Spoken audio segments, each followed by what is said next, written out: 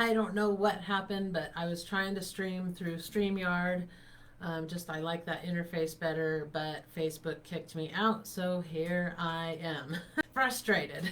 Anyway, I hope that you found me, and today we are going to talk about how you can shift your mindset from email marketing to email communication and how effective that will be in your mindset in terms of emailing your clients, because I see so many of my clients are worried and afraid of emailing their list altogether because they're afraid of unsubscribes. And the secret to that is to stay within the industry standards. Now, you can Google the industry standards for open rates, unsubscribes, click rates, that sort of thing. Also, in my Black Friday emergency promo kit, I have a resource in there, and it's in the comments here. You can grab that Black Friday emergency promo kit, and it'll show you some of the stats so you can see what it is, and that way you can monitor those unsubscribes, because it's natural you're going to get some unsubscribes. In fact, I'm at a place with my list where I'm trying to get some unsubscribes of people who just never open my emails, right? They're just sort of reserving space, but they never open my emails, maybe for 6 months or something, they've never opened them. Well, those people are not my target audience. They're probably never going to buy from me. So there's no point in keeping them on the list. So I do a regular cleanup of my email list all the time. And it really does help improve your open rates, your click rates, and your unsubscribe rates. So those are the things that you want to start looking at when you do this. But first, let's start looking at how you can shift your mindset from email marketing to email communication. Because here's the thing, is you don't want to email your list just every time you want to sell something.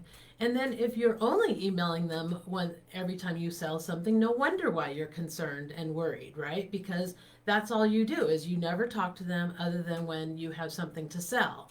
So the way to do it as a communication platform is you create a communication plan, if you want to, on how you're going to plan your communication with your audience, because they signed up for your list for a reason. Maybe they got a lead magnet, somehow they ended up on your list, and now they're expecting to hear from you, right? Especially if you made a promise like, I'll send you special deals, or special pricing, or whatever, something special, insider things, whatever, right? And so they're waiting for you to email them, and you're not doing it. Now, I agree that a lot of people get a lot of emails, right? People get a lot of emails, but email marketing is not dead. If you Google the stats, it's somewhere between $36 and $40 that you can make in return for every dollar you spend building your list. So that is huge, right? I mean, even if you just got $5 back or $2 back, that's a huge return, right? Anybody who's betting or doing the stock market would be thrilled to get that kind of a return on their investment, right? So your investment marketing in your email communication is going to be your time and possibly your money in terms of growing your list. Like if you run ads, if you participate in summits and giveaways that charge to be in them, that sort of thing, right? Growing your list, getting out on social media, being there, offering these things that you make offers, right? How many times have you seen some of the gurus out there that says, if you just grow your email list and make offers, you will make money, right? And that is the idea here, is that you are going to grow your email list, nurture that email list with good communication and good content, right? So that's where that good communication plan comes from, is not only are you going to email them about special offers and sales and promotions and things like that, but you're also going to be promoting like your weekly live. Like, communicate that I'm going to be going live in my Facebook group, and when I do that, almost every week I always get many people, several people coming into my Facebook group from my list who are not already in my Facebook group. That's what you want to do, right? Is start like, hey, I'm going to be live. I'm going to be doing this free training. And then you can send out the replay. I'm going to send the replay to you, or here's the replay, go watch it, right? And you get this strategy going and where you're communicating with them all the time, and then they know what to expect from you. They kind of know what your pattern is and how you're communicating with them, right? I communicate in virtually the same way every month. So when people want to jump in, they know where it's at, right? They know where I'm at in my thing. I have a basic pattern that I follow that is easy for me to manage and easy for my subscribers to understand sort of where we are. They kind of see the same basic promotions and things like that. And so I don't just promote things that I have to sell. I promote things that I do for free so people can get free content from me and get to know me. And so that's what I want you to think about with your email, is that it is a communication platform for you. And the more you think about it like that, the less you'll worry about unsubscribes or people being mad at you, that sort of thing. And then you just watch your unsubscribe rate. If your unsubscribe rate is below or at the industry standard, which is really an industry average, you're doing good. And so if you go above the top end of that range of unsubscribes, then that's something to look at. It's like, okay, well, is it that I have a poorly qualified list, that maybe those people really just weren't people that would ever buy from me anyway?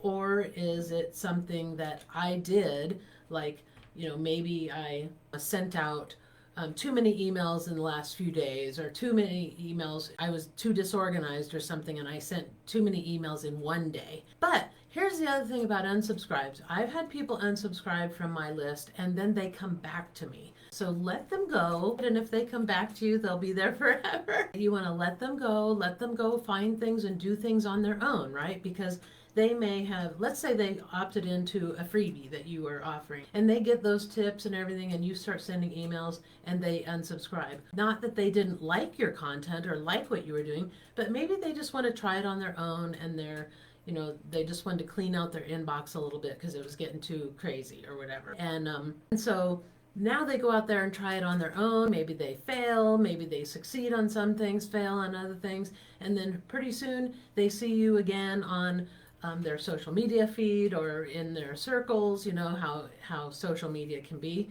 And then you offer something else and they opt in and they're back subscribed to you. So don't be afraid if people unsubscribe. Just watch those KPIs. The KPIs are really the most important thing you will ever do for your business, especially once it's established. When you're trying to get your business established and you have like no people on your email list or whatever, then or maybe one or two or whatever, then those numbers are not going to mean as much as it will later on. But once you've established your business, the way to grow your business is in small incremental changes that actually create small increases. A 3% increase, a 4% increase, a 10% increase, a 1% increase.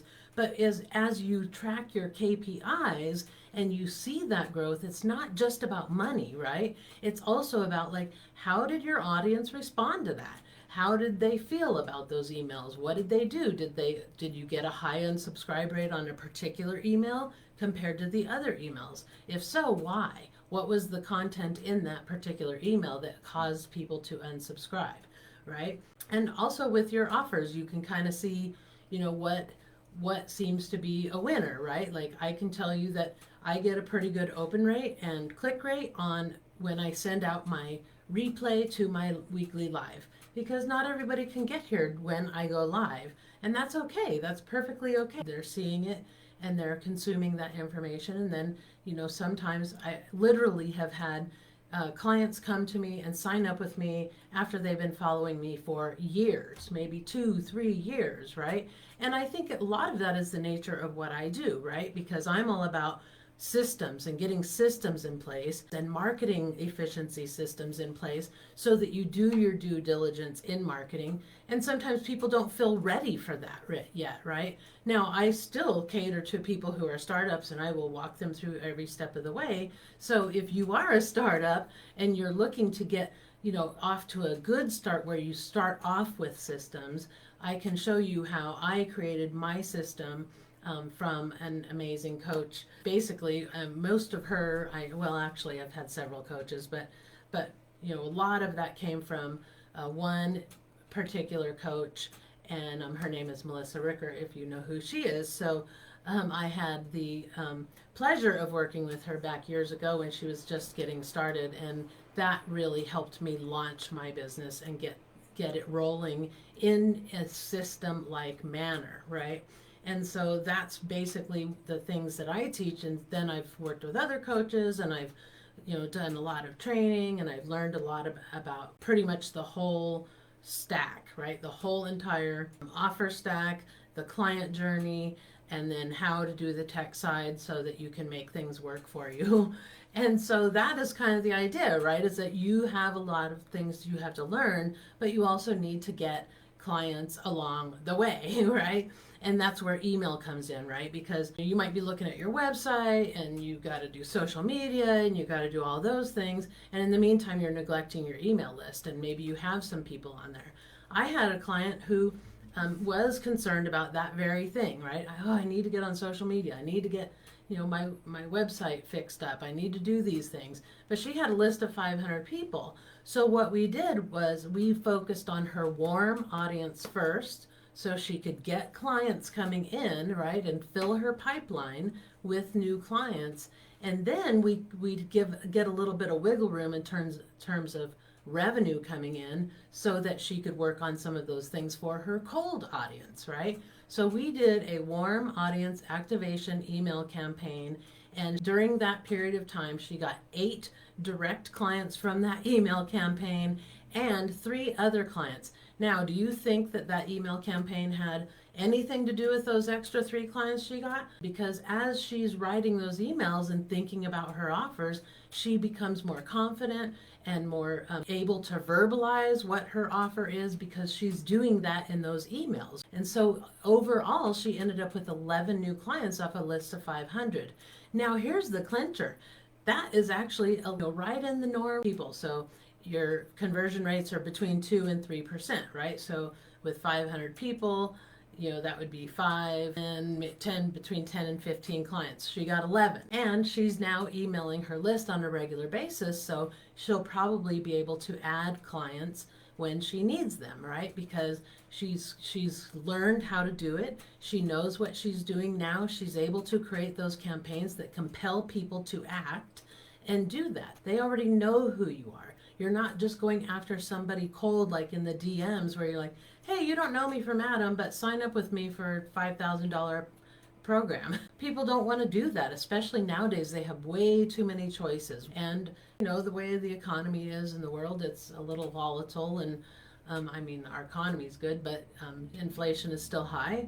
Or not inflation, but prices are still high. Inflation is now steady, but prices are still high. And so, people are just concerned about their pocketbook. And so you have to come to them through your email list, which is your warm audience, and that means you need to communicate with them effectively and consistently, so that you're not just sell to them, but you're also offering free things and information and maybe some anecdotes or tips and tricks or whatever, just things to nurture them and things that you want to sell. Okay, so it definitely builds that rapport, and it helps with that slower process. People need to be contacted. They need to have about between 5 and 12 to 15 points of contact with you before they purchase. That's the norm nowadays. It's a lot.